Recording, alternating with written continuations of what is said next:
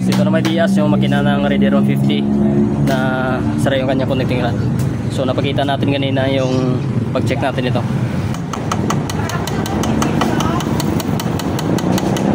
Okay, Diaz connecting rod sila.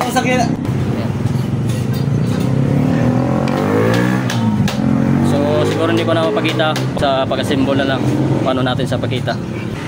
At yung sa kung paano mag-repair ng head, may video na tayo niyan. Ayan. So paklasin ko lang muna to.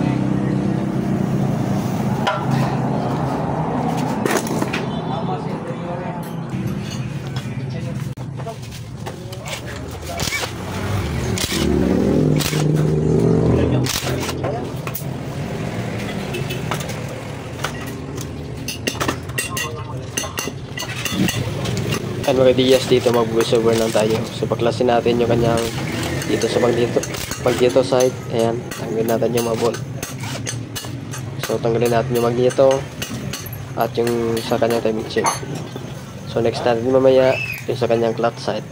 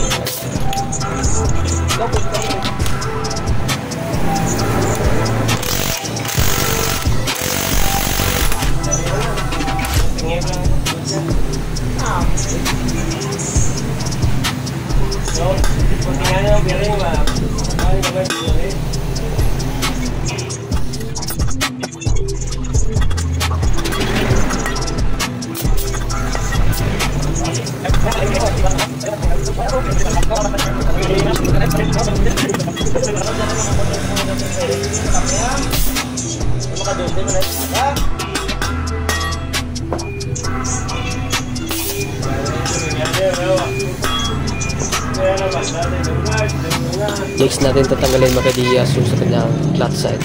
Ayan, tanggalin natin.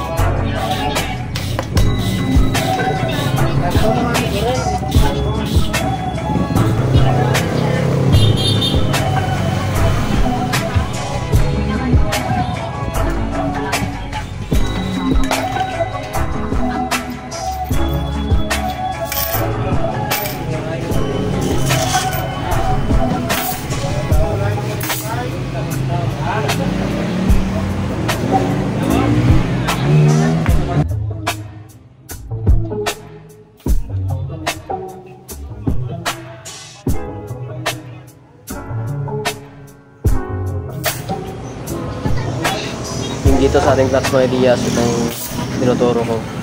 Ayan. So yung group na yan dyan nakatapat sa kabila. Ito left thread, itong lock. At dito yung bolt na normal na valve. Luwag natin. So tanggalin natin yung lahat ng mga bolts. Ayan. Pagposisyon nyo mga Diaz, nag-voice over lang ako. Kasi may ingay kasi dito sa shop. Ayan. So abangan nyo lang ang part 2 video natin kung paano natin buuin itong kanyang makina. Kung pwede step by step natin. Ayan. So abangan nyo lang yung part 2 video natin. Ayan. Pasensya na mga ideas kung hindi natin na step by step yung pag-disassemble natin. So ayan.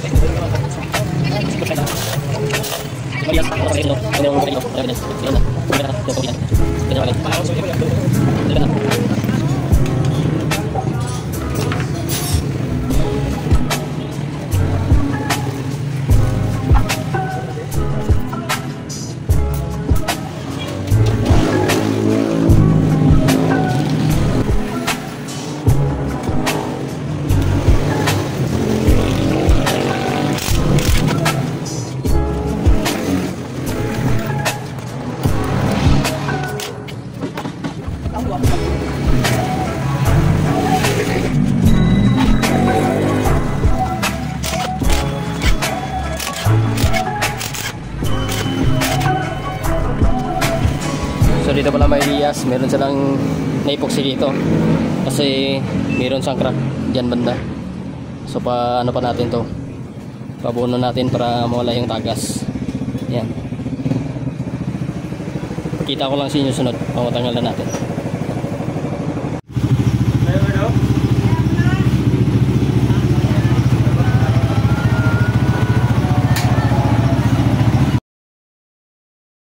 So ito mga Elias, yung papalitan sa radiator. Yan.